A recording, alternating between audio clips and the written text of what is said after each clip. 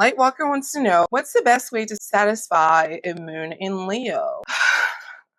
It's a lot of work, okay? Because Leo moon is like a perpetual teenager. This is a teenager that has just come into their looks. They know that they have a lot of power and they know that people are starting to notice them more and they're starting to like get people interested in them, people courting them, people want to know them, people want to be associated with them. Generally, there's going to be like a grandiose presentation at the moon, big feelings. So if you like them, they need big shows of that. They need big displays of emotion. They need they need it to feel juvenile, and that means they need you to not be self-conscious. They need you to be confident. They need you to be bold. They need you to be, obsessed with them. They need you to be responding to their every text the minute you get it. They need you to be like really focused on them at all times, and they tend to not be very good.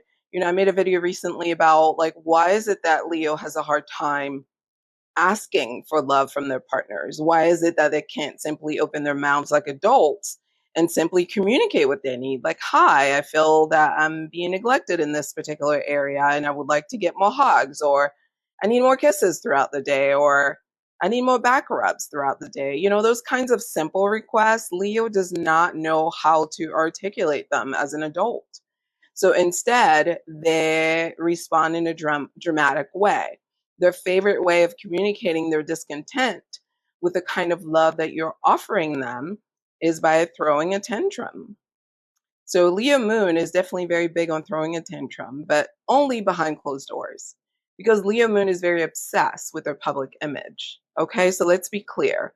Leo moon grew up in a house where their family was like somebody somebody important in the community, and somebody famous, and I put famous in quotes. I don't mean necessarily like Hollywood famous, but I mean like people in the community knew their family. A lot of these people tend to come from families of pastors and preachers and leaders and people that other people looked up to. So from a very young age, Leo moon had to perform. And that's where Leo gets all of their performance skills, right? They get it from home. They had to perform. They knew that when they were outside of the home, there was an expectation of how they should behave. So they knew how to behave out there. So generally, they're going to be people that have wonderful aesthetics, they look the part, they look put together. To everyone out there, they're like solid, grounded. But when they're home, oh my God, they're a teenager, like a moody, petulant teenager. Oh, you're a preacher's kid. Well, there you go, Lightwalker. That's why, is because Leo Moon comes with preacher kid. So at home behind, now that I know it's you, at home behind the scenes, Leo Moon loves being in close, intimate relationship with their families, or their family of choice. When they're in their family group, like where they feel safe, they're excellent performers. They know how to reenact scenes and they tell some of the best stories to get the people going. They're very fun in terms of like the performance art behind closed doors. But the flip side of that too is that you get to watch them perform their dramatic feelings, because they were walking such a tight rope when they were an actual teenager, that's when they stop blossoming developmentally with their emotions. So because of their ego, even though they have teenager needs when it comes to the type of love they're looking for that teenage love, which is a bit obsessive and a bit immature. Their adult mouths can't articulate that. So oftentimes they end up meeting people who are not able to meet their needs, but it's generally because they themselves fail to recognize that the needs that they have are somewhat juvenile in nature. I wonder how successful they might be if they were actually able to communicate those words to other people, that, I need you to be a little bit obsessed with me, because I know that I'm a catch and I want to feel that way. So that is the biggest issue with Leo Moon, is that emotionally they're not adults. The main issue of Leo Moon is that their love is intense, it's immature, it's non-trusting, it's controlling, it's manipulative. That is the dirty truth about Leo Moon, okay? Now, if they were to actually communicate that, they might have a shot at somebody else who goes, you know what? That's my kind of love. But generally, because their outside presentation doesn't match their inner world, which is who they are when they're at home, they communicate a very like disjointed message where they look put together, they look like they're in charge, and they are all those things. But they're also emotionally needy and in need of a lot of reassurance and in need of a lot of love and a lot of praise and a lot of worshiping and sweet little things. But they don't do a good job of speaking those words, and they don't do a good job of articulating that in a way that another adult can comprehend, like some of the complexities with them, which is that yes, when we're out there, I'm one way, but when we're in here, I'm another way, and I need you to be able to vibe with whatever the mood is. Because eventually I'm going to get back to myself because of the way that I grew up. I know how to keep myself together. So that's really the challenge with Leo moon, is that, what's out there doesn't match what's in here. And there's also a lot of insecurities around accepting that, Leo moon is emotional, and that there are at times moody and even at times emotionally immature and unable to clearly articulate what their emotional needs are.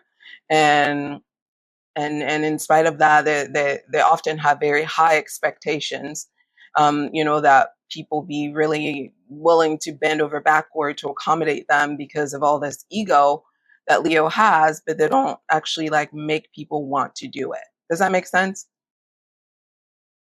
So that's pretty much it. Like, if they could take the mask off, which is the one that they've been used to wearing when they're outside the home, when they're in their intimate relationships, I think they might have more fulfillment in their intimate relationships because people generally love Leo and people generally love making Leo happy because energetically speaking, spiritually speaking, there is a lot of power that comes with being a Leo.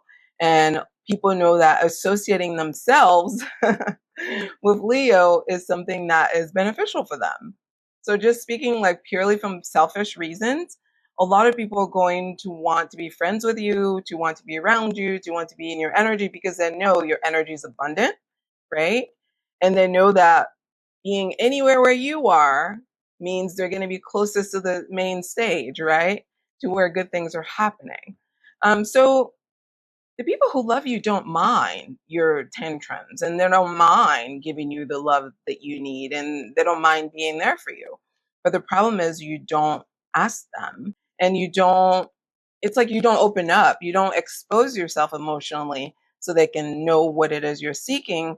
However, you are acting out whenever you're not happy, but you're never actually like giving them the instructions on what makes someone happy, like how to make you happy, like what would be, like this is what I need so that I can feel fulfilled in this relationship, this is what I need so that I can feel secure, this is what I need so I can feel safe, like this is how I grew up. I being a preacher's kid, I had to walk such a tight rope in terms of expectations that people had outside of the home for me, that there were a lot of eyes on me. I felt like I couldn't be myself, when my real self is a lot less put together than my my, what do you call that, the alter ego? It's not really an alter ego, it's like the mask that we wear. We all have a mask that we wear when we're at work or whatever.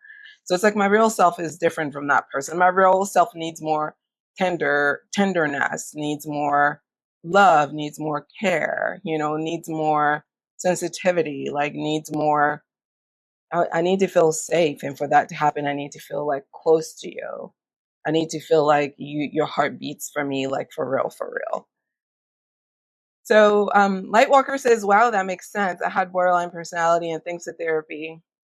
Yeah, I don't know that personality disorders can be healed in general, but I'm glad that you are going to therapy, so that you are learning how to take care of yourself, because having like these high emotional needs and these poor communication skills around your needs and this inability to kind of help advocate for yourself so that you are setting yourself up for the greatest like chance of success with being able to get your needs met is always going to be a recipe for emotional disaster.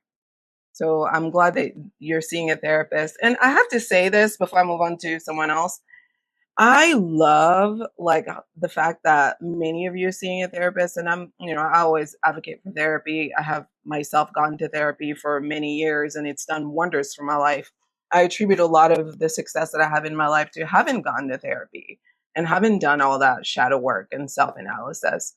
What I do want to say, however, is that many of you who follow this account and everyone that I've done a reading with has either been in therapy or has an appointment scheduled for a therapist fairly soon. I have yet to see someone that I've done a reading with who is not in therapy, has never tried therapy, does not have an appointment for therapy, but who's in the condition of somebody that needs to be in therapy. Does that make sense? So generally when people are coming to me, I get a sense of the overall issues. And if the issues are more complex than just what's happening with their natal chart reading, we're going to be having a mental health conversation, right? Because if that's what you need, that's what you need. Everybody who has seen me and that I have seen that I felt needed that kind of support was already seeing a therapist. It's been like the greatest blessing of this path, is that everybody's now embracing this kind of holistic approach to healing, which is that it's not just one thing, it's a combination of things. So thank you, Lightwalker, for getting us started with that beautiful question. Thank you so much. Ms. Janvier's moon in Leo, definitely a giver, hardly ever get it back. Yeah, that's what they're. But here's the thing, though. I'm going to challenge the fact that the reason why moon in Leo's, well, it's not really challenge, but I want to like draw a line here, a connection. The reason why moon in Leo is so giving is because they think that by modeling that behavior, right, and setting that tone, that they're teaching other people how to follow suit. Because remember, Leo is like the hero of their own story, right? Leo is the main character of their story. They're the star. They're on stage. So the thought process, subconscious, of course, it's not like a conscious thing. Like, oh, I need you to cater to my needs, so I'm just going to be extra nice to you. No, it's very much so subconscious. So it's like if I do all of these things, if I'm modeling this behavior by going above and beyond to be pleasing to you, then I know that I am teaching you that this is how I want to be loved. So therefore, I expect it back. And oftentimes, Moon in Leo gives more than they can afford to give. And by the time they get to their breaking point, it's not good. And I've seen so many Moon in Leos in my practice, and it's a similar story. Because when they get to their breaking point, that's when they really act like teenagers. That's when they really become immature. Like if you thought they were immature before, it gets even more immature because at that point they feel disrespected because Leo has a lot of pride. They feel like embarrassed that they put all this effort and energy in somebody that's not worth their weight. And it's like all of that was lost. And Leo does not like losing. So that usually is going to be something that they're going to have to like act out emotionally until they can get themselves to the other side. Oh, your mom is a Leo. Yeah, that's the thing with Moon in Leo. You can book your astrology reading at intuitivehealing.com. You can also watch videos at Intuitive Healing here on YouTube for Astrology 101 content. Listen to the Aquarius podcast on Spotify, as well as here on YouTube for your horoscope. If you're interested in astrology and love connections, you can visit at Styled Under Libra. And of course, for health and wellness and holistic healing, visit at Styled Under Virgo for all of your astrology content. Thanks so much for watching.